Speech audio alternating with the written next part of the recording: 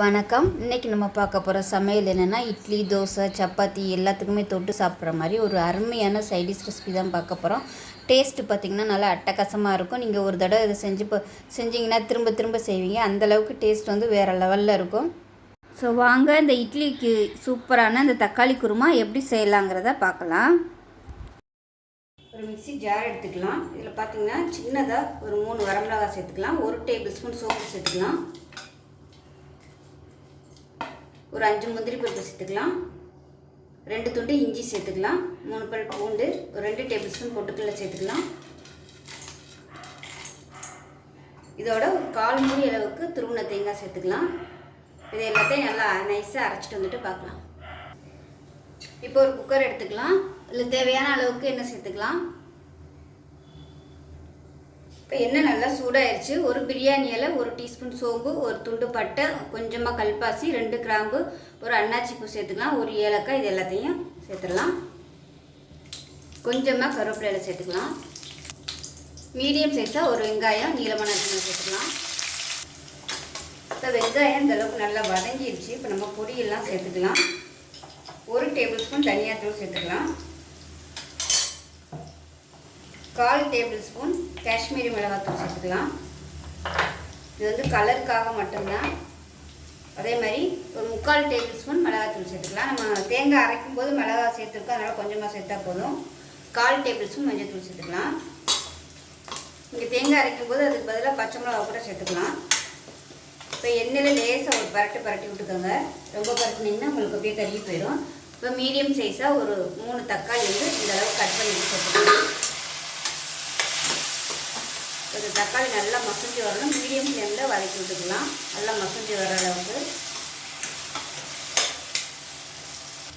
தக்காளி மசிகிறதுக்காக உப்பு சேர்த்துக்கலாம்.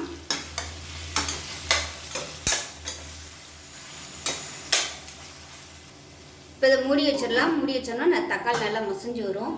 இப்போ எப்படி இருக்குன்னு பார்க்கலாம். இப்போ பாருங்கள், தக்காளி நல்லா மசிஞ்சு வந்துருச்சு. இந்த அளவுக்கு தக்காளி மசிய விட்டிங்கன்னா தான் உங்களுக்கு அந்த டேஸ்ட் வந்து நல்லா கிடைக்கும். அந்த குருமாவில் சரியாக வதக்காமல் விட்டிங்கன்னா குருமா வந்து டேஸ்ட் வராது. இப்போ நம்ம தேங்காய் பேஸ்ட்டை சேர்த்துக்கலாம். இதோட கொஞ்சமாக தண்ணி சேர்த்துக்கலாம். நான் வந்து பக்கத்தில் சுடு தண்ணி காய வச்சுருக்கேன். அந்த தண்ணி வந்து அப்படியே சேர்த்துக்கிறேன். இப்போ தேவையான அளவுக்கு சுடு தண்ணி சேர்த்துக்கலாம்.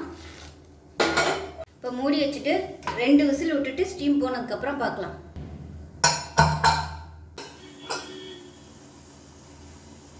இப்போ பாருங்கள், அருமையான குருமா ரெடி ஆகிடுச்சு. இட்லி, தோசை, சப்பாத்திக்கெலாம் ரொம்பவே பொருத்தமாக இருக்கும். ரொம்ப சிம்பிளாக பண்ணிடலாம். ரொம்ப ஈஸியாக நார்மலாக வந்து நம்ம குருமாலாம் கொதிக்க விட்டோம்னா டைமிங் வேஸ்ட் ஆகும். எவ்வளோ நேரம் கொதிக்க விட்றதுன்னு தெரியாது. புதுசாக சமைக்கிறவங்களுக்குலாம் இந்த மாதிரி 2 விசில் வச்சிங்கன்னா உங்களுக்கு கரெக்டாக இருக்கும். எந்த குருமாவாக இருந்தாலும் டேஸ்ட்டும் நல்ல வித்தியாசப்படும். இந்த மாதிரி குக்கரில் வைக்கிறதுக்கும் நார்மலாக கொதிக்க விட்டு பண்ணுறதுக்கும் டேஸ்ட் வந்து வித்தியாசமாக இருக்கும். அதனால தான் நான் எப்போயுமே இந்த மாதிரி குருமா வந்து குக்கரில் வைப்பேன். ஸோ இதே மாதிரி செஞ்சு பாருங்கள். இப்போ லாஸ்ட்டாக வந்து உங்களுக்கு விருப்பம் இருந்தால் புதினா கொத்தமல்லி வந்து நல்லா பொடியாக கட் பண்ணிட்டு சேர்த்துக்கோங்க. என்கிட்ட இப்போதைக்கு இல்லை, அதனால் நான் சேர்க்கல. அவ்வளோதான், அருமையாக ரெடி ஆகிடுச்சு குருமா. இப்போ பாருங்கள், ஆயில் பறக்க இட்லி வந்து சூப்பராக ரெடி ஆகிடுச்சு. இந்த மாதிரி சுட சுட இட்லிக்கு இந்த குருமா ஊற்றி சாப்பிட்டு பாருங்கள், அவ்வளோ அட்டகாசமாக இருக்கும்.